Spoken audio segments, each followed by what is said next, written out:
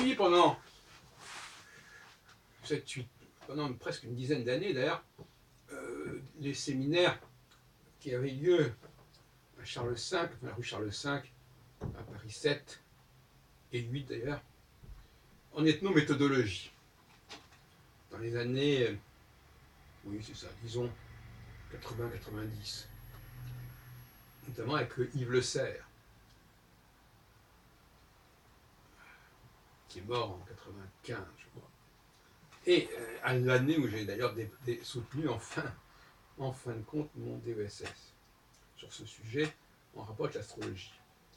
Et je voudrais remettre en question un peu la théorie du non-dit de Garfinkel, dont le nom est évidemment associé à celui d'ethnométhodologie.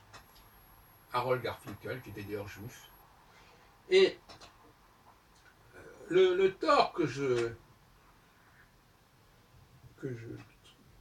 voudrais mettre en évidence chez Garfinkel, c'est quand il parle du non-dit.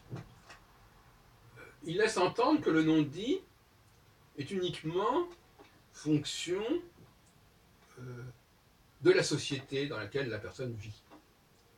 Les sociétés vivraient comme ça, dans des évidences, des postulats qui ne seraient pas forcément conscientisés, mais qui seraient acceptés, assumés d'emblée, d'office, comme des évidences.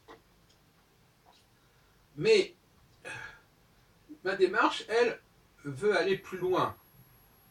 Il y a aussi un non-dit qui n'est pas de l'ordre du sociologique ou de l'ethnologique, mais qui est de l'ordre du biologique.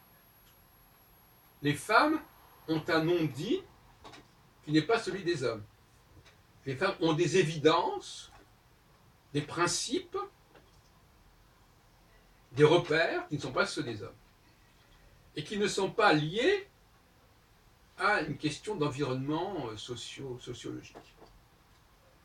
Vous savez que c'est tout un débat là-dessus, entre ceux qui disent que toutes les différences entre les sexes sont la fonction de l'éducation, des représentations, etc., et ceux comme moi qui disent que, même si on pourrait éventuellement remonter au déluge et voir quelque part à un moment donné une forme de sociologie se mettre en place, il n'empêche que cette sociologie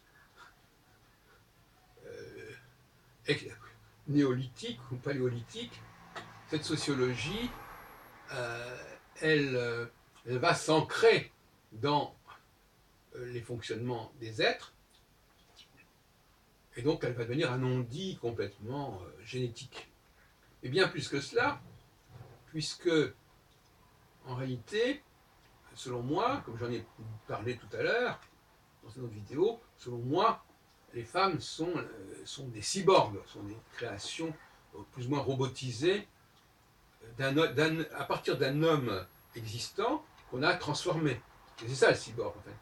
C'est la transmutation de l'être humain en quelque chose de perfectionné ou d'appareillé. Perfectionné, d'ailleurs, c'est une façon de parler. Perfectionné sous certains angles, pas forcément sous d'autres. C'est le moins qu'on puisse dire.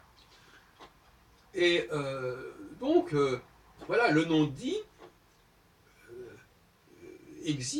préexiste dans l'esprit des êtres bien avant toute forme d'éducation, de représentation, etc. C'est un déterminisme extrêmement profond qui se perpétue tout au long de l'existence, quelle que soit l'éducation qu'on a reçue, quels que soient les niveaux de culture qu'on a pu connaître. Le chasser le naturel revient au galop. Les femmes entre elles ont un mode de fonctionnement qui leur est propre et qui n'est pas exportable. Et quand elles veulent exporter, et Rousseau avait mis en garde dans l'Émile contre certaines dérives féminines, dans le livre 5 consacré à Sophie, la compagne à venir de l'Émile, il y a un moment donné où il ne faut pas tout mélanger, il ne faut pas tout mixer. Parce qu'on arrive à ce moment-là à ce que j'appellerais une altération. L'altérité, quand on ne respecte pas l'altérité, ne pas respecter l'altérité, c'est croire que l'autre est comme moi, quelque part. Et donc là, il y a une altération, il y a une hybridation. Et souvent, les femmes, justement, on vient de le dire à l'instant, refusent qu'il y ait altérité. Et donc, par conséquent, comme j'ai pu le voir dans de nombreuses sociétés féminines, à la fois dans le monde judaïque et dans le monde astrologique et ailleurs, des femmes qui sont convaincues que puisqu'il n'y a pas de différence, leurs valeurs sont forcément universelles. S'il n'y a pas de différence entre les hommes, ce que moi je ressens, c'est forcément bon pour tout le monde. Et on retombe dans cette fameux commandement du christianisme, qu'on trouve d'ailleurs avant, aime ton prochain comme toi, mais qu'est-ce que ça veut dire? Ton prochain. Ton prochain, c'est celui qui appartient au même groupe, sociologique ou biologique. C'est pas l'autre qui est dans un autre. L'autre, justement, je dois le respecter parce que justement, il n'est pas comme moi. Il ne fonctionne pas comme moi. Il n'a pas les mêmes valeurs que moi. Il n'a pas le même langage que moi. Donc, voyez-vous, le refus d'altérité, le refus d'admettre que l'autre fonctionne autrement que moi, c'est la racine de tous les maux, en quelque sorte.